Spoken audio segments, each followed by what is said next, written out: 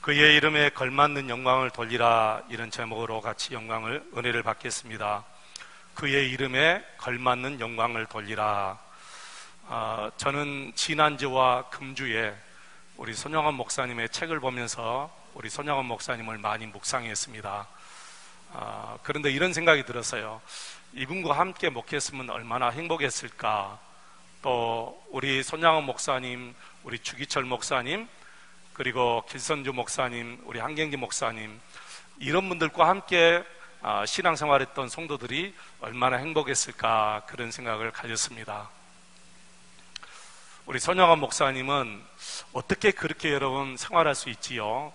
나환자들의 피고름을 입으로 직접 빨아주면서 그들 평생에 함께 섬겼습니다.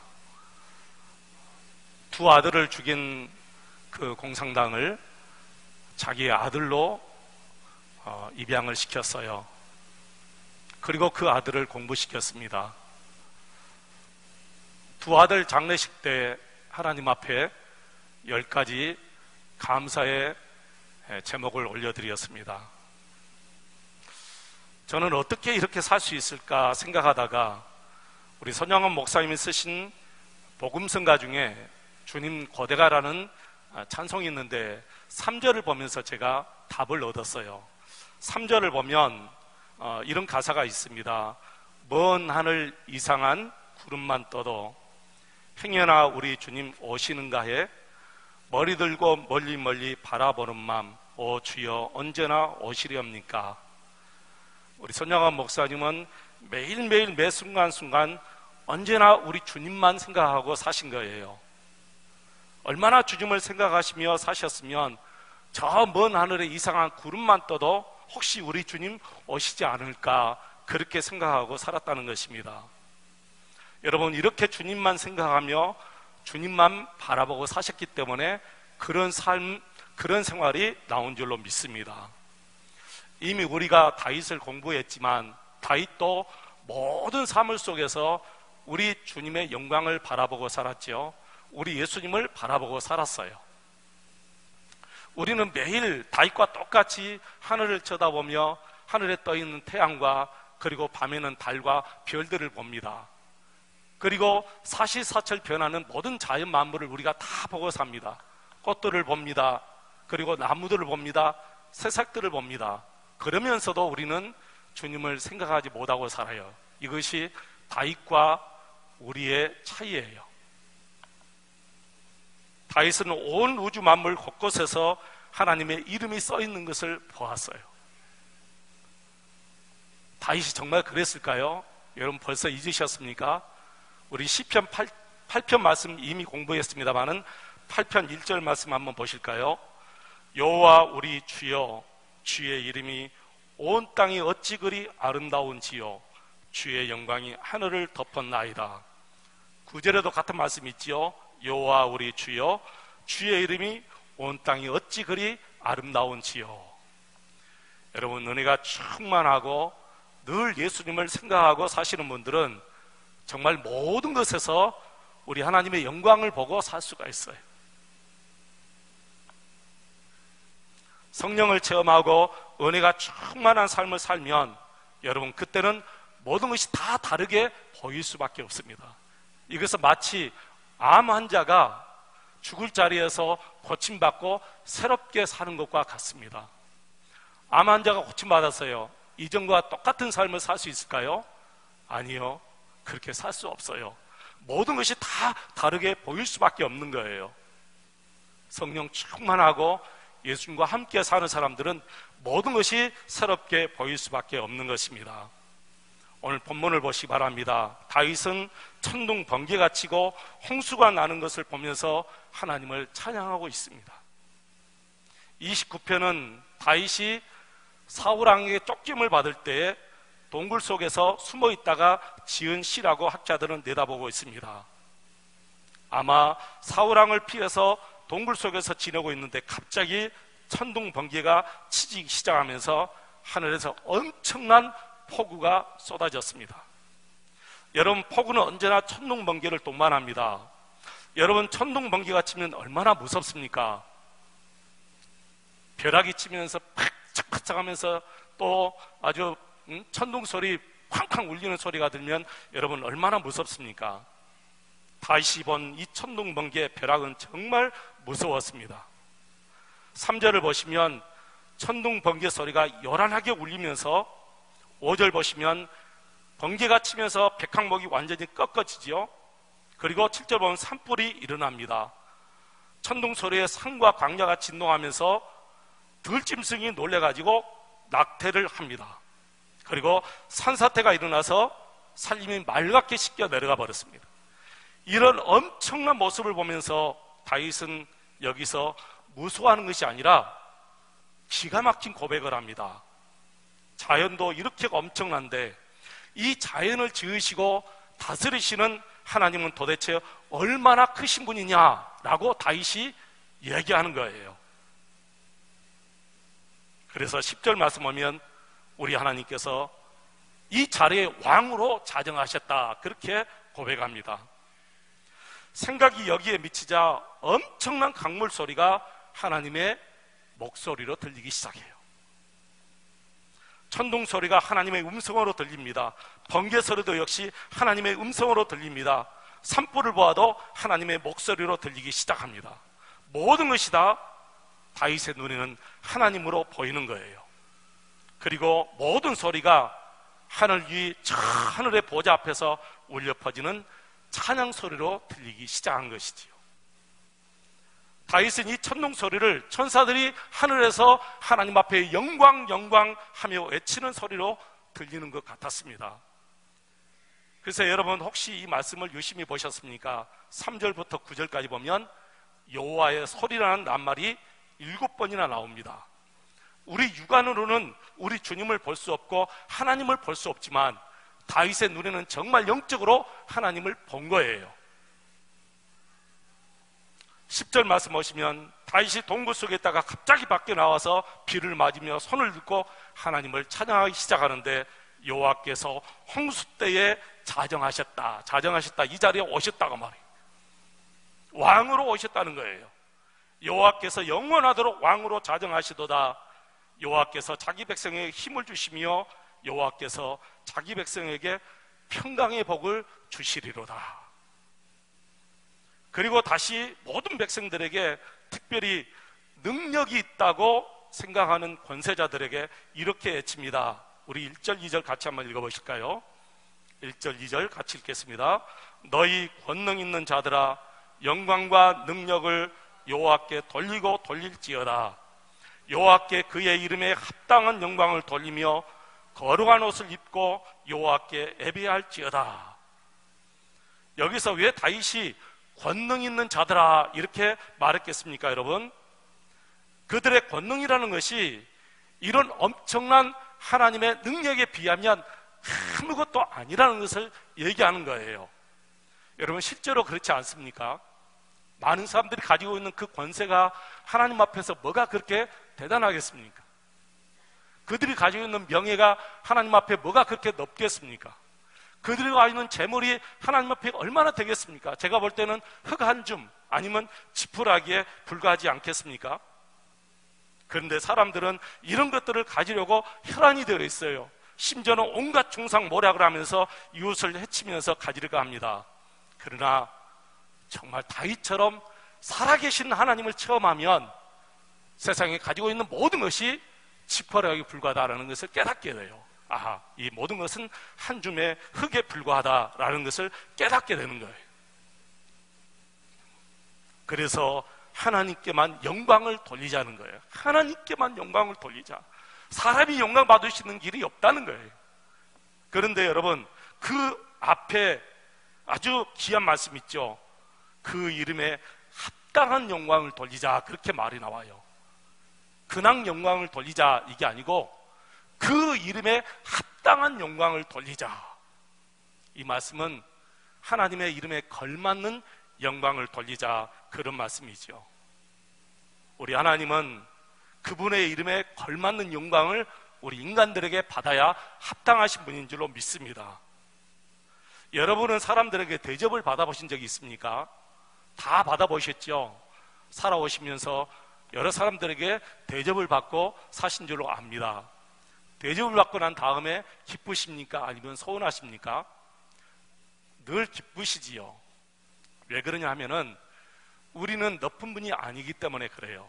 만약에 우리가 높은 사람이라면 대접이 좀 변변찮다 그러면 서운한 마음이 들어요. 저는 솔직히 여러분들에게 대접을 받으면서도 감사만 있어요. 왜냐하면 나는 여러분에게 대접 받으시는 자격이 없어요. 그런데 여러분이 저를 대접해 주면 정말 먹는 바를 모르면서 감사뿐이에요.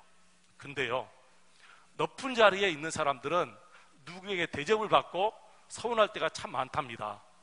왜 그런 줄 아세요? 자기 명예에 걸맞는 대접을 하지 않았기 때문에 그런답니다. 여러분, 그렇다면 우리가 하나님께 어떤 영광을 드려야 되는지 한번 생각해 보시기 바랍니다. 내가 드리는 이 영광을 하나님께서 받으시고 정말 기분이 좋으실까 아니면 기분이 나쁘실까? 여러분 생각해 보셨습니까? 우리는 하나님을 아무렇게나 찬양해서는 안 됩니다. 아무렇게나 예배하고 아무렇게나 헌금을 드려서는 안 됩니다. 우리 하나님은 아무나 나와도 좋지만 아무렇게나 예배하는 것은 정말 싫어하시고 아무렇게나 하나님 앞에 헌금해서는 정말 싫어하십니다. 왜 그런 줄 아십니까? 하나님은 인격을 가지고 계시는 높고 높은 크신 하나님이시기 때문에 그렇습니다. 그래서 우리는 창조주 하나님 앞에, 우리를 구원하신 구주 앞에, 만왕의 왕 앞에 그의 이름에 걸맞는 그러한 예배를 드리고 살아야 될 줄로 믿습니다. 이런 분께 거기에 합당한 대접을 해드려야 되지 않겠습니까? 누구에게나 그분의 명예에 맞게 합당한 예의를 지키면서 예배를 드려야 되지 않겠습니까? 그래서 우리가 드리는 예배를 한번 보시기 바랍니다. 우리가 드리는 헌금을 한번 보시기 바랍니다. 여러분의 삶을 한번 들여다보시기를 바랍니다. 하나님께서 기뻐하시는 예배가 되는지요? 저는 토요일부터 이 주일을 준비해야 된다고 생각해요. 그래야 최고의 예배를 드릴 수가 있습니다. 그리고 하나님 앞에 예의부터 우리가 지켜야 됩니다. 우리는 하나님께서 우리 육신의 눈에 보이지 않기 때문에 아무렇게나 예배 드릴 수 있는 그런 위험 요소가 있어요. 하나님이 안 보이시기 때문에. 우리는 부모님 앞에서도 발을 함부로 뻗지 못합니다. 부모님 앞에서도 우리가 다리를 꼬고 앉을 수가 없습니다. 하물며 만왕의 왕이신 우리 하나님 앞에 우리가 드리는 이 예배의 자세가 어떠해야 되는지 한번 여러분 생각해 보시기 바랍니다. 저는 몇 년 전에 이탈리아를 다녀왔습니다. 성지순례를 다녀왔는데 교회를 다녀보니까 교회 의자가 우리 한국 사람들의 의자보다 훨씬 더 불편해요. 우리 한국 교회 의자들은 약간 비스듬해요. 그래서 이렇게 등을 댔을 때 정말 편안합니다. 요즘의 의자들은 다 등 뒤에 내자또 가죽으로 딱 덮여져 가지고 더 푹신푹신합니다. 여러분, 이탈리아는 모든 가구의 완성품만 나오는데요. 거기가 예술이에요, 예술. 근데도 교회 의자만큼은 불편하게 해놓았어요. 일부러 그렇게 해놓았답니다. 왜 그럴까요, 여러분? 하나님 앞에 바른 자세로 예배 드리라. 그래서 그렇게 일부러 의자를 일자로 만들었습니다. 등을 대지 못하도록 하기 위해서.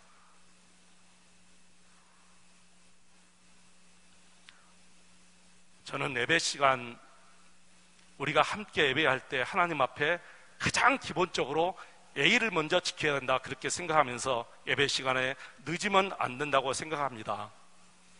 물론 가끔 어쩔 수 없이 늦을 때도 있어요. 그러나 습관적으로 늦는 것은 분명히 하나님께서 기뻐하지 않을 것이라고 생각합니다. 억지로 드리는 예배도 역시 마찬가지고요. 띄엄띄엄 드리는 예배도 역시 마찬가지로 생각합니다. 그리고 예배드릴 때 다른 생각하고 먼 산 보고 있거나 또 눈을 늘 습관적으로 감고 있는 것도 역시 저는 하나님 앞에 예배드리는 A가 아니라고 생각해요. 물론 우리가 졸 수가 있습니다. 피곤해서 어쩔 수 없이 졸릴 때가 있습니다. 그러나 습관적으로 졸고 있는 것은 분명히 하나님께서 받으시는 기쁨의 예배가 아니라고 생각합니다. 여러분께서 대통령을 만나 대통령과 함께 이야기를 주고받는다고 한번 생각해 보시기 바랍니다. 대통령 앞에서도 우리가 그렇게 A도 없이 그렇게 할 수 있을까요? 아니요. 그렇게 할 수 없습니다. 처음부터 마지막까지 대통령 나가실 때까지 모든 예의를 다 갖추어서 함께 얘기합니다. 여러분, 모든 예배는 처음부터 마지막까지 온 정성을 다해서, 온 마음을 다해서, 그러니까 우리의 갖추어야 될 모든 예의를 다 갖추어서 하나님께 예배를 드려야 될 줄로 믿습니다. 옛날 왕들 앞에서 신하들이 저는 앉아 있는 것을 못 보았어요. 모든 신하들은, 왕은 앉아 있지만 신하들은 양쪽에 다 서 있어요. 그러면서 꼼짝도 하지 않고 이렇게 있습니다. 고개도 들지 못합니다.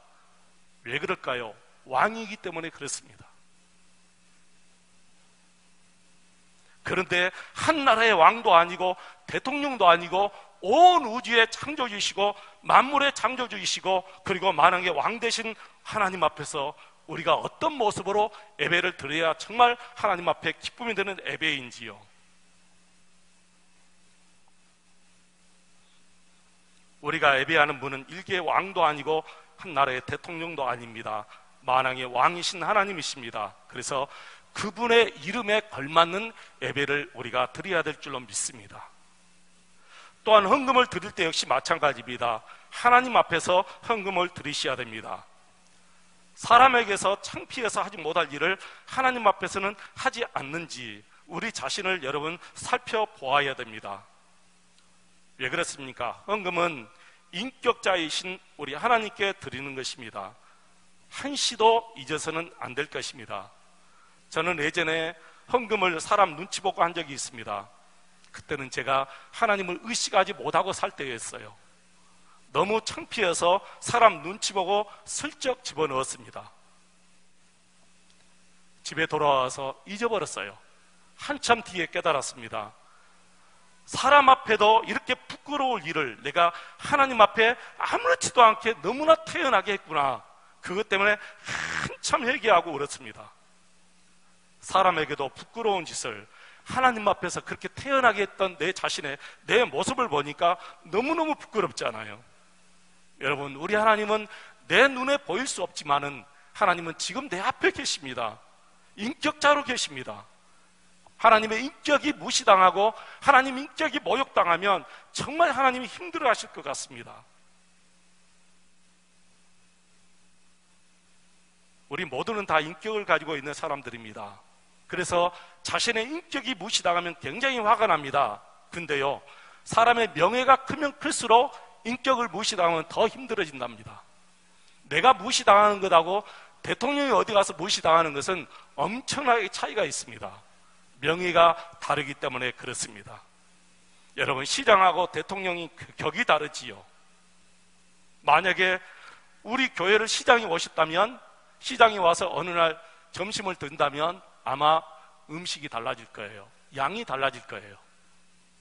자, 그렇다면 대통령이 왔으면 어떨까요? 대통령이면 양도 달라지고 질도 달라지고 모든 것이 다 달라져요. 명예가 다르기 때문에 그렇습니다. 그래서 시장에게 드리는 선물과 대통령에게 드리는 선물이 달라요. 시장이 타는 자동차와 대통령이 타는 자동차가 다릅니다. 시장이 사는 관사와 대통령이 사는 청와대가 다릅니다. 왜 그러죠? 명예가 다르기 때문에 그래요. 그렇다면 우리 하나님을 어떠실 것 같습니까, 여러분? 그 하나님을 우리가 어떻게 대해야 될 것 같습니까, 여러분? 저는 군대 가기 전에 이 별단 장군들이 그렇게 대단한지 몰랐어요. 군대 가서 너무너무 대단한 것을 알았어요. 사단장이 별 2개입니다. 투스타예요. 사단장이 한 번 부대 방문한다면 일주일 전부터 난리가 아니에요. 모든 것이 다 달라져요. 걸음걸이부터 달라져요. 옷부터 달라지고 군화부터 달라져요. 아주 깨끗하게 옷을 빨아서 이 주름을 잡고, 그리고 신발은 정말 파리가 앉아도 미끄러울 정도로 이렇게 닦아요. 제가 한 번은 우리 28사단에 한미연합사령관이 오셨는데 별 4개입니다. 최고죠. 별 4개면 군대에서 대장인데요. 그분이 오셨는데 제가 마침 초병을 서겠는데 5시간을 제가 꼼짝하지 않고 서 있었어요. 고개도 돌릴 수 없어요. 고개 돌리면 금방 알아요. 손도 움직일 수 없어요. 그냥 차렷 자세로 이렇게 부동 자세인데 로봇처럼 움직이지 못하고, 가려도 긁을 수 없고 어디가 할 수 없어요. 5시간을 하고 딱 내무반에 들어왔는데 내 허리가 없어진 것 같더라고요. 그때 제가 허리가 탈난 것 같아요. 여러분, 대장 앞에서도 5시간 꼼짝 못하고 서 있어요. 하물며 만왕이 왕이신 우리 하나님 앞에 우리가 어떻게 살아야 될 것인가, 그때 제가 깨달았어요. 하나님 앞에서는 내가 어떻게 살아야 될 것인가. 여러분 한번 생각해 보세요. 우리 하나님 정말 놀라우신 우리 하나님이시죠. 천지 만물을 창조하신 우리 하나님이시고, 이 모든 자연 만물을 지으시고 지금도 관리하시고 주장하시는 우리 하나님이신데, 그분 앞에 내가 어떤 삶을 살아야 되며, 그분 앞에 드리는 이 예배가 어떠해야 되며, 그분 앞에 드리는 내 헌금이 어떠해야 되는지 여러분 생각해 보셨습니까? 대통령에게 그런다면은 우리 하나님 앞에서는 내가 어떻게 삶을 살아야 되는지 한번 생각해 보시 바랍니다. 하나님의 이름에 걸맞는 예배를 들으셔야 될 줄로 믿습니다. 우리 1절, 2절 다시 한번 읽겠습니다. 1절, 2절 같이 다시 한번 읽겠습니다.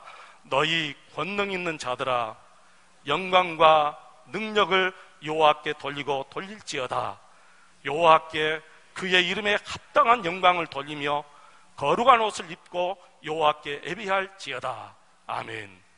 거룩한 옷을 입고 하나님께 예배하라 했는데요, 거룩한 옷은 바로 순결한 삶을 말합니다. 순결한 삶을 가지고 하나님께 예배하라는 거예요. 거짓 없는 마음으로 하나님께 예배하라는 거예요.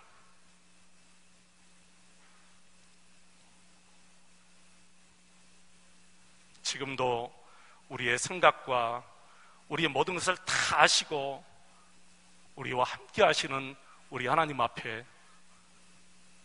예배할 때나 헌금을 드릴 때나 여러분 교회 봉사할 때나 또 우리 일상 삶 속에서 우리 하나님의 이름에 걸맞는 그런 삶을 들으시기를 축원합니다. 하나님은 사람이 아니시래요. 하나님은 만만한 분이 아니시고, 하나님은 우리에게 그냥 속아 넘어가신 분이 아닙니다. 다 보고 계시고 우리의 생각까지 다 아신 분입니다.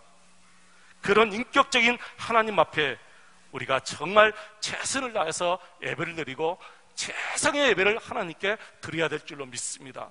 온 정성을 다해서 하나님 앞에 헌금도 드려야 돼요. 여러분, 1,000원 드린다고 그냥 아무렇게나 드려서는 안 돼요. 인격자이신 하나님 앞에 드리는 것이기 때문에 우리가 1,000원을 드려도 정말 정성을 다해서 드리는 거예요. 여러분, 정성을 다한다니까 여러분 많은 돈을 드린다고 생각하면 오산이에요. 내 형편에 따라서 1,000원 드릴 수도 있는 거잖아요. 저는 감동을 받았어요. 어떻게 하루 일과를 다 끝내고 돌아와서 저녁에 대리운전 가서 거기서 얻은 것을 가지고 하나님 앞에 11조를 드릴 수 있습니다. 놀라운 일이죠. 어떻게 노령연금이 나오는데 거기서 또 11조를 떼가지고 하나님 앞에 또 11조 헌금을 드리고, 이것이 저는 정성이라고 생각해요. 여러분 생각해 보세요. 하루 대리운전 떼서 얼마나 벌겠어요? 한 번, 2번 뛰면, 한 번 뛰면 3만 원인가요? 얼마인지 모르겠습니다만은 많이 벌어도 한 5만 원 벌지 않겠습니까? 그럼 거기서 5만 원, 5천 원 떼가지고 11조 드리는 거 어쩌면 아무것도 아니지만 하나님 앞에서는 그게 엄청난 정성으로 하나님께서 받으시는 거예요. 저희 어머님은 저는 여러분에게 그렇게 하라는 말씀이 아니에요. 저는 솔직히 제 개인적으로 그렇게 할 필요는 없다고 생각해요. 헌금을 드리면 반드시 농협에 와서 새 돈으로 꼭 바꿔가지고 드리는 거예요. 감사헌금은 10,000원짜리 헌금이 없어요. 언제나 50,000원짜리 헌금을 드리시고, 절기만 되면 언제나 밖에 나가서 일해가지고, 일부러 일해가지고 구기자를 따든지 일해가지고 그거 전체를 다 드려요. 60만 원을 드리니까 제가 그랬어요. 어머니 거기서 절반만 어머니 쓰시고 절반만 하나님께 드려도 많이 드린 것입니다. 그래도 어머니는 그렇게 말씀하지 않았어요. 내가 목적으로 일했기 때문에 이거 다 드려야 된다 하고 60만 원을 다 계절 추수감사헌금 드리고 맥주감사헌금 다 그렇게 하셨어요. 저는 이것이 정성이라 생각해요. 우리 어머니의 정성이 그였어요. 여러분들의 정성은 여러분 또 달라요. 우리 모든 성도들의 정성은 다 다릅니다. 여러분 정성에 맞게 하나님 앞에 드리시기를 축원합니다. 하나님께서 인격적인 분이시기 때문에 그 하나님의 명예에 걸맞는 그러한 헌금을 여러분 기쁨으로 억지로 드리지 마시고 기쁨으로 드리시기를 축원합니다.